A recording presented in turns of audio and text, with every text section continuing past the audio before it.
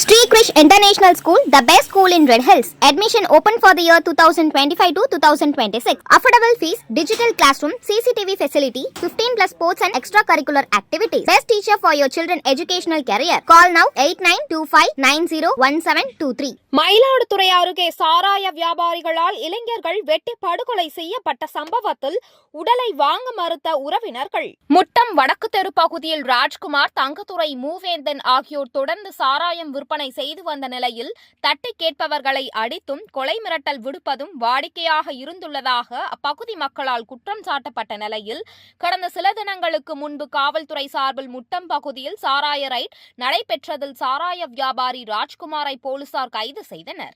ஜாமீனில் வெளிவந்த ராஜ்குமார் தெருவில் ஏன் சாராயம் விற்கிறீர்கள் என்று கேட்ட 17 வயது சிறுவனை அடித்ததாக கூறப்படுகிறது. இதனை தட்டி கேட்ட முட்டம் வடக்கு தெரு சேர்ந்த கல்யாண்குமார் மகன் ஹரீஷ் மற்றும் உறவினர் வீட்டிற்கு வந்திருந்த பேச்சவாடி பகுதியைச் சேர்ந்த பாலமுருகன் மகன் என்ஜினியரிங் படிக்கும் ஹரிசக்தி ஆகியோரை சாராய வியாபாரிகள் ராஜ்குமார், மூவேந்தன், தங்கத்துறை ஆகியோர் தகராறில் ஈடுபட்டு சரமாரியாக கத்தியால் குத்தியதில் ஹரீஷ் மற்றும் ஹரிசக்தி ஆகிய 2 பேரும் பரிதாபமாக உயிரிழந்தனர். இச்சம்பவம் குறித்து மயிலாடுதுறை மாவட்ட காவல்துறை கண்காணிப்பாளர் ஸ்டாலின் சம்பவ இடத்தில் நேரில் சென்று ஆய்வு மேற்கொண்டு உயிரிழந்த நபர்களில் உறவினரிடம் விசாரணை மேற்கொண்டார். இருவரின் உடல்கள் பிரேத பரிசோதனைக்கு மயிலாடுதுறை அரசு மருத்துவமனையில் வைக்கப்பட்டது. இரட்டை படுகொலை குறித்து பெரம்பூர் காவல் நிலைய போலீசார் வழக்கு பதிவு செய்து தப்பி ஓடிய சாராய வியாபாரிகளை தேடி வருகின்றனர்.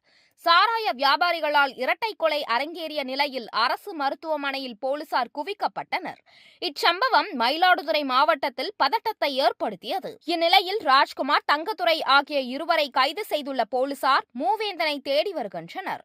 மேலும் கொலை சம்பவத்தில் ஈடுபட்ட மேலும் 2 கைது செய்ய வேண்டும் என்று கூறி மயிலாடுதுறை அரசு மருத்துவமனை அருகே கும்பகோணம் செல்லும் பிரதான சாலையில் நள்ளிரவில் உறவினர்கள் திடீர் சாலை மறியலில் போராட்டத்தில் ஈடுபட்டனர்.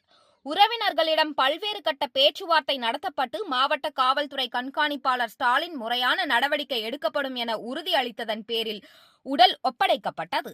உடலை பெற்றுக்கொண்ட உறவினர்கள் சொந்த ஊருக்கு உடலை எடுத்துச் சென்றனர். சொந்த ஊரிலும் பலத்த பாதுகாப்பு போடப்பட்டுள்ளது.